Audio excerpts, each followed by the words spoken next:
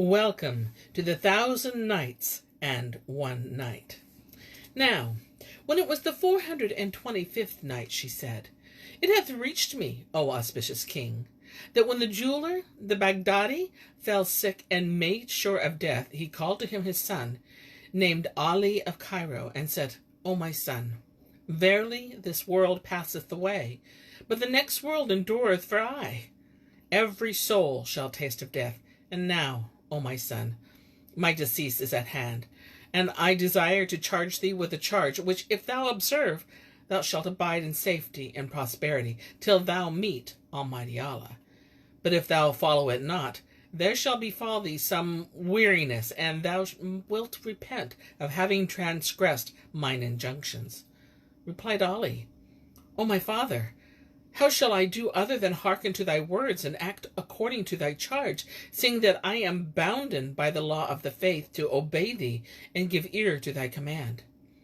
Rejoined his father, O my son, I leave thee lands and houses and goods and wealth past count, so that wert thou each day to spend thereof 500 dinars, thou wouldst miss naught of it. But, O my son, look that thou live in the fear of Allah, and follow his chosen one, Mustafa, whom may he bless and preserve, in whatso he is reported to have bidden and forbidden in his traditional law. Be thou constant in alms deeds, and the practice of beneficence, and in consorting with men of worth and piety and learning, and look that thou have a care for the poor and needy, and shun avarice and meanness, and the conversation of the wicked or those of suspicious character. Look thou kindly upon thy servants and family, and also upon thy wife, for she is of the daughters of the great, and is big with child by thee. Haply Allah will vouchsafe thee virtuous issue by her. And he ceased not to exhort him, thus weeping and saying, O my son, I beseech Allah the Bountiful, the Lord of the Glorious, Emperor, to deliver thee from all straits, that thou may encompass thee and grant thee his ready relief. Thereupon his son wept with sore weeping, and said, O my father, I am melted by thy words, for these are as the words of one that saith farewell. Replied the merchant, Yes, O my son, I am aware of my condition. Forget thou not my charge. Then he fell to repeating the 2 professions of the faith, and to reciting verses of the Koran, until the appointed hour arrived, when he said, Draw near unto me, O my son. So Ali drew near, and he kissed him. Then he sighed, and his soul departed his body, and he went to the mercy of Almighty Allah. Therewith great grief fell upon Ali. The clamor of keeping arose in his house, and his father's friends flocked to him. Then he betook himself to preparing the body for burial, and made him a splendid funeral. They bore his bier to the place of prayer, and prayed over him. Then to the cemetery, where they buried him, and recited over him what suited of the sublime Koran. After which they returned to the house, and condoled with the dead man's son, and wended each his own way. Moreover, Ali prayed the Friday prayer for his father, and had perlections of the Koran every day for the normal 40, during which time he abode in the house, and went not forth, save to the place of prayer. And every Friday he visited his father's tomb.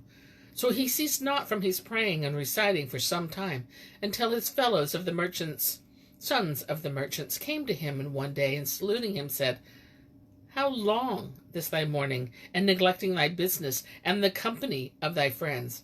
Verily, this is a fashion which will bring thee weariness, and thy body will suffer for it exceedingly. Now, when they came into him, Iblis the accursed was with them, prompting them, and they went on to recommend him to accompany them to the bazaar, while Iblis tempted him to consent to them till he yielded.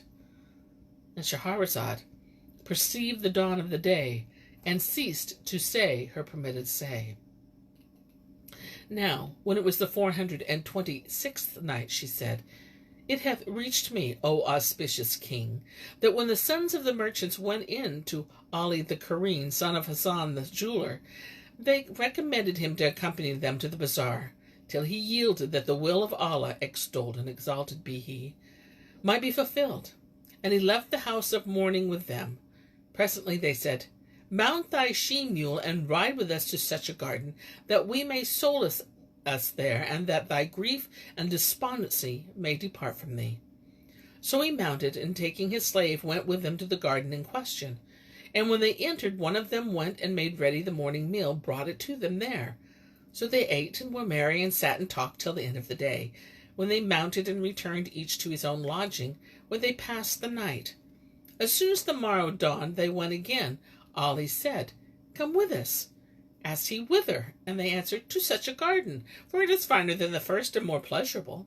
So he went with them to the garden, and one of them going away made merry, and got ready the morning meal, and brought it to them, together with strong heady wine.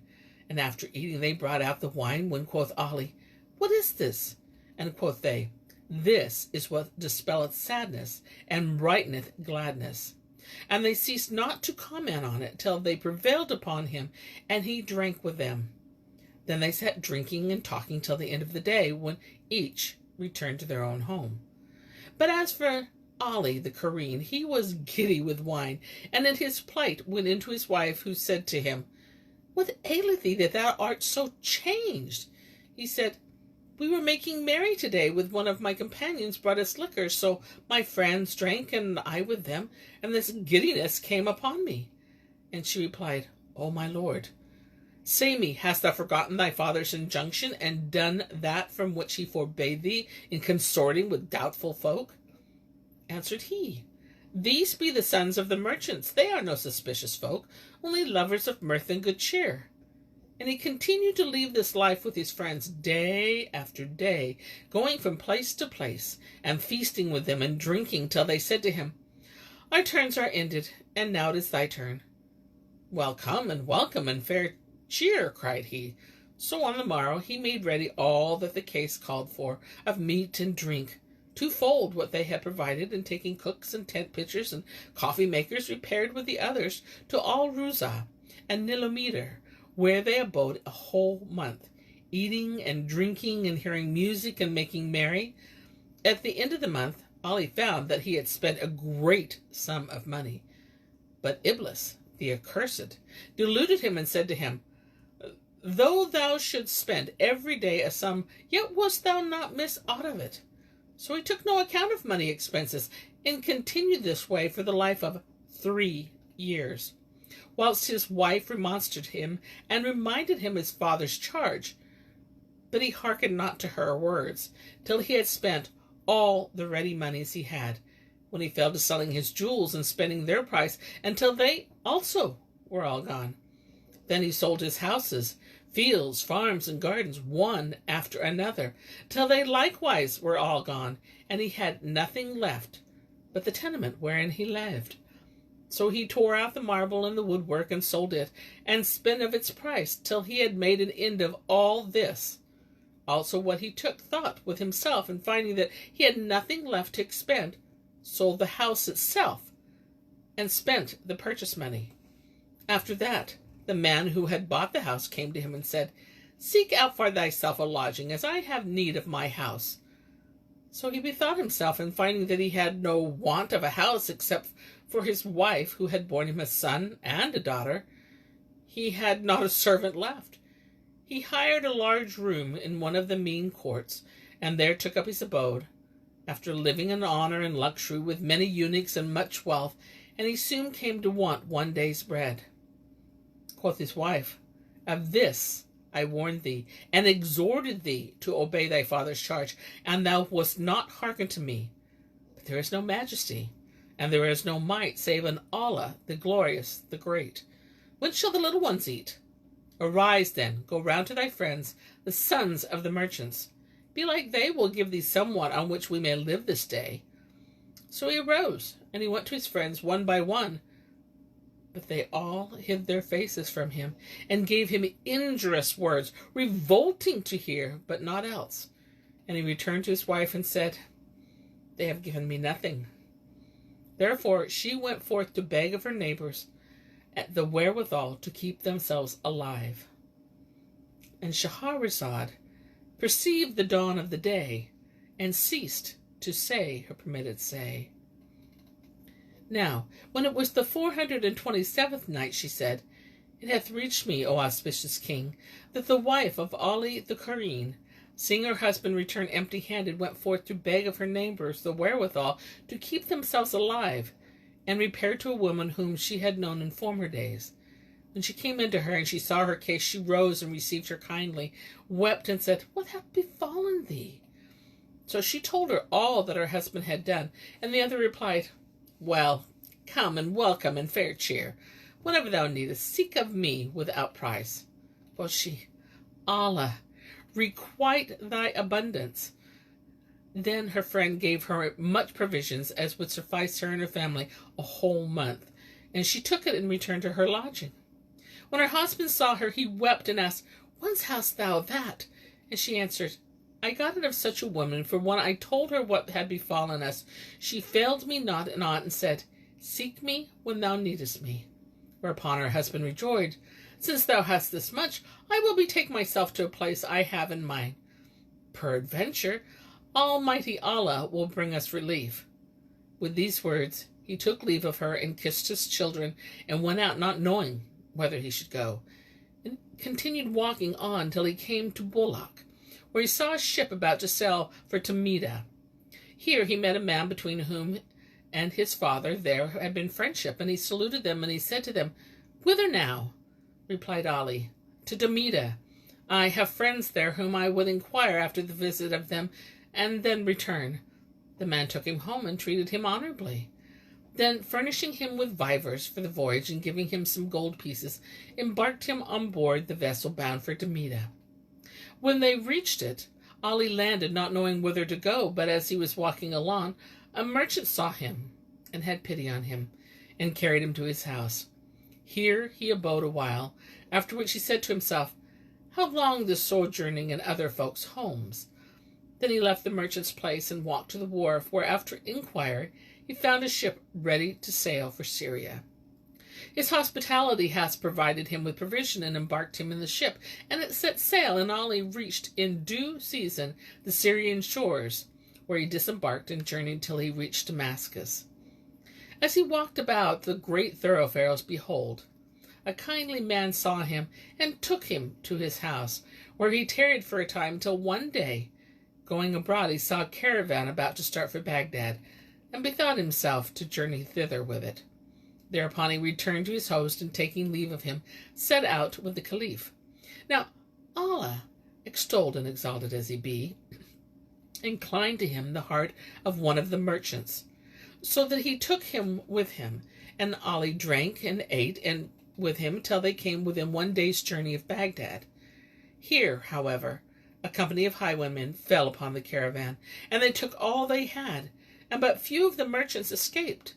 These made each for a separate place of refuge, but as for Ali the Cairene, he fared for Baghdad, where he arrived at sundown, as the gatekeepers were about to shut the gates, and he said to them, Let me in with you.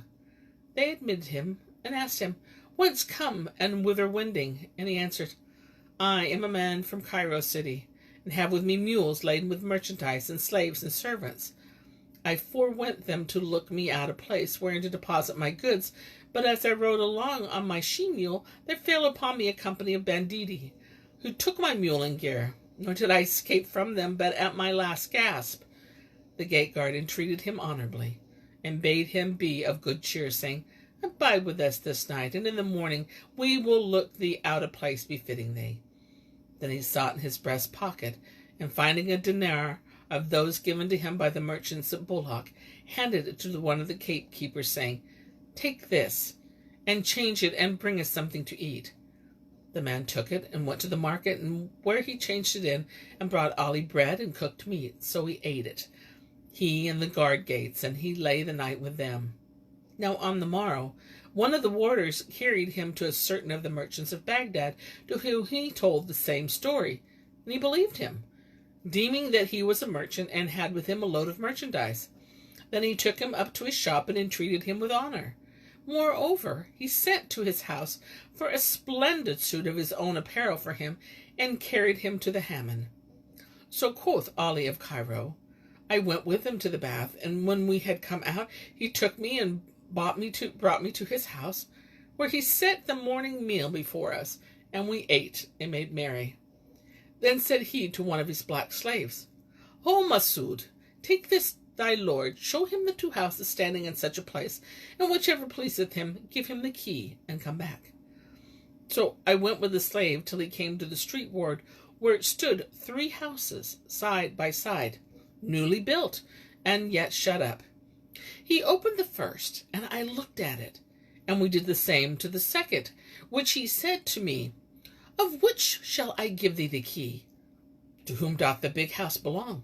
To us. Open it that I may view it. Thou hast no business there. Wherefore? Because it is haunted, and none hath nighted there, but in the morning he is dead. Nor do we use to open the door when removing the corpse, but mount the terrace roof of one of the other 2 houses, and take it up thence. For this reason my master hath abandoned the house, and saith, I will never again give it to any one. Open it, I cried, that I may view it. And I said in my mind, This is what I seek. I will pass the night there in the morning, be a dead man, and be at peace from this my case. So he opened it, and I entered, and found it a splendid house, without its like, and I said to the slave, I will have none other than this house. Give me its keys. But he rejoined, I will not give thee the keys till I consult my master. And Shahrazad perceived the dawn of the day, and ceased to say her permitted say. Now, when it was the 428th night, she said, It hath reached me, O auspicious king, that the negro continued, Ali of Cairo, rejoined, I will not give thee its key till I consult my master, and going to him reported, The Egyptian trader saith, I will lodge in none but the big house. Now when the merchant heard this, he rose, and coming to Ali, spake thus to him, O my lord, thou hast no need of this house. But he answered, I will lodge in none other than this, for I care not for this silly saying. Quoth the other, Write me an acknowledgment that if aught happen to thee, I am not responsible. Quoth Ali, So be it. Whereupon the merchant fetched an assessor from the Kazi's court, and taking the prescribed acknowledgment, delivered it to him, the key wherewith he entered the house. The merchant sent him bedding by a blackamoor, who spread it for him on the built bench behind the door, and walked away. Presently Ali went about, and seeing in the inner court as well with a bucket, let this down, and drew water, wherewith he made the lesser ablution, and prayed the obligatory prayers. Then he sat a while, till the slave brought him the evening meal, when his master's house, together with a lamp and a candle and a candlestick, a basin and a ewer and a gugglet, after which he let him, and returned home. Ali lighted the candle, supped at his ease, and prayed the night prayer, and presently he said to myself, Come take the bedding and go upstairs, and sleep there. 'Twill be better than here. So he took the bed and carried it upstairs, where he found a splendid saloon, with gilded ceiling and floor, and walls cased with marbled colors. He spread his bed there, and sitting down began to recite somewhat of the sublime Koran, when, ere he was ware, he heard one calling to him, and it asked, O Ali, O son of Hassan, say me, shall I send thee down the gold? And he answered, Where be the gold that thou hast to send? But hardly had he spoken, when gold pieces began to rain down on him like stones from a catapult, not ceasing till the saloon was full. Then after the golden shower said the voice, Set me free, that I may go my way, for I have made an end of my service, and I have delivered unto thee that which was entrusted to me for thee. Quoth Ali, I adjure thee, by Allah the Almighty, to tell me the cause of this gold rain. Replied the voice, This is a treasure that was talisman to thee of old time, and to every one who entered the house, who used to come and say, O Ali, O son of Hassan, shall we send thee down the gold? Whereat he would be affrighted and cry out, and we would come down to him and break his neck and go away. But when thou camest, and we accosted thee by thy name, and that of thy father, saying, Shall we send thee down the gold? And thou madest answer to us, And where be the gold? We knew thee for the owner of it, and sent it down. Moreover, there is yet another hoard for thee in the land of Al Yaman, and thou wouldest do well to journey thither and fetch it. And now I would fain have thee set me free, that I may go my way. Said Ali, By Allah, I will set thee free, till thou bring me hither the treasure from the land of Al Yaman. Said the voice, And I bring it to thee, wilt thou release me, and eke the servant of the other hoard? Yes, replied Ali. And the voice cried, Swear it to me. So he swore to him, and he was about to go away when Ali said to him, I have one other need to ask thee. And he said, What is that? Quoth Ali, I have a wife and children at Cairo in such a place. Thou must needs fetch them to me at their ease, and without their unease. Quoth he, I will bring them to thee in a mule litter, and much state with a train of eunuchs and servants, together with the treasure from Al Yaman, Inshallah. Then he took of him an absence for 3 days, when all this should be with him, and vanished. As soon as it was morning, Ali went round the saloon, seeking a place wherein to store the gold, and saw on the edge of the dais a marble slab with a turning pin.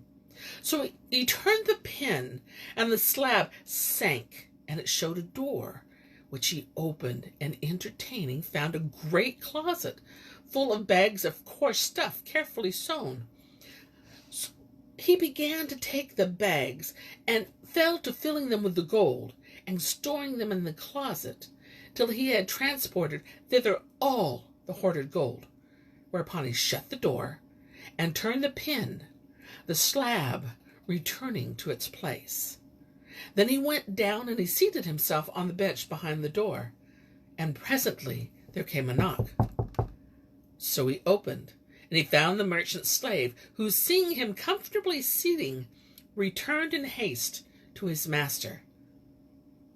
And Shahrazad perceived the dawn of the day, and ceased to say her permitted say.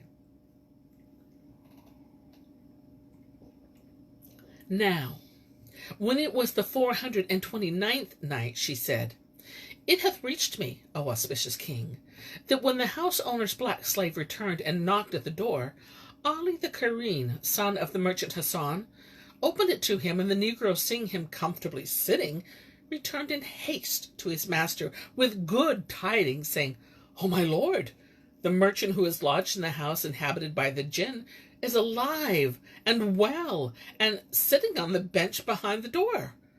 Then the merchant rose joyfully, and went to the house, taking breakfast with him.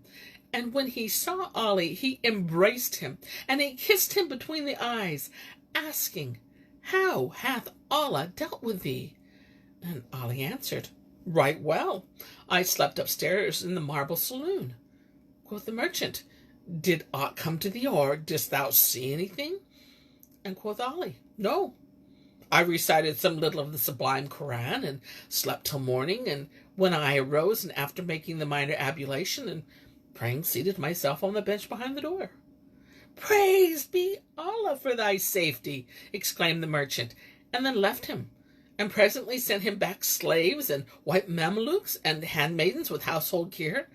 They swept the house from top to bottom, and furnished it with magnificent furniture.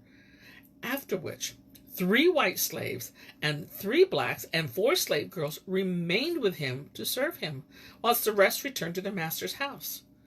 Now, when the merchants heard of him, they sent him presents of all manner things of price, even to food and drink and clothes, and took them with them to the market, asking, When will thy baggage arrive? And he answered, After 3 days it will surely come. When the term had elapsed, the servant of the first hoard, the Golden Rain, came to him and said, Go forth and meet the treasure I have brought thee from Al Yaman, together with thy harem, for I have bring part of the wealth in the semblance of costly merchandise. But the eunuchs and the Mamelukes, and the mules and the horses and the camels, all came of the Jann. Now the Jinni, when he betook himself to Cairo, found Ali's wife and children in sore misery, naked and hungry. So he carried them out of the city in a traveling litter, and clad them in sumptuous raiment of the stuffs which were the treasures of Al Yaman.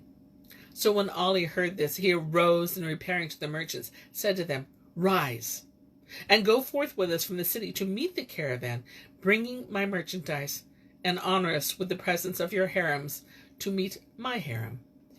"Hearkening and obedience," answered they, and sending for their harems, went forth all together, and took seat in one of the city gardens. And as they sat talking, behold, a dust cloud arose out of the heart of the desert, and they flocked forth to see what it was. Presently it lifted and discovered mules and muleers and pitchers and linkmen, who came on singing and dancing till they reached the garden, when the chief of the muleteers walked up to Ali, and kissing his hand said to him, "O my master, we have been long on the way, for we proposed entertaining yesterday. But we were in fear of the bandits, so abode on our station 4 days, till Almighty Allah rid us of them." Thereupon the merchants mounted their mules, and rode forward with the caravan, the harems waiting behind till Ali's wife and children mounted with them. And they all entered in splendid train. The merchants marveled at the number of mules laden with chests, whilst the women of the merchants wondered at the richness of the apparel of his wife, and the fine raiment of his children, and kept saying each to the other, "Verily the king of Baghdad hath no such gear, nor any other of the kings or the lords of the merchants." So they ceased not to fare forwards in high great state, the men with Ali of Cairo, and the harems with his harem, till they came to the mansion. And Shahrazad perceived the dawn of the day, and ceased to say her permitted say. And so do I cease my tales for today, till it be morrow.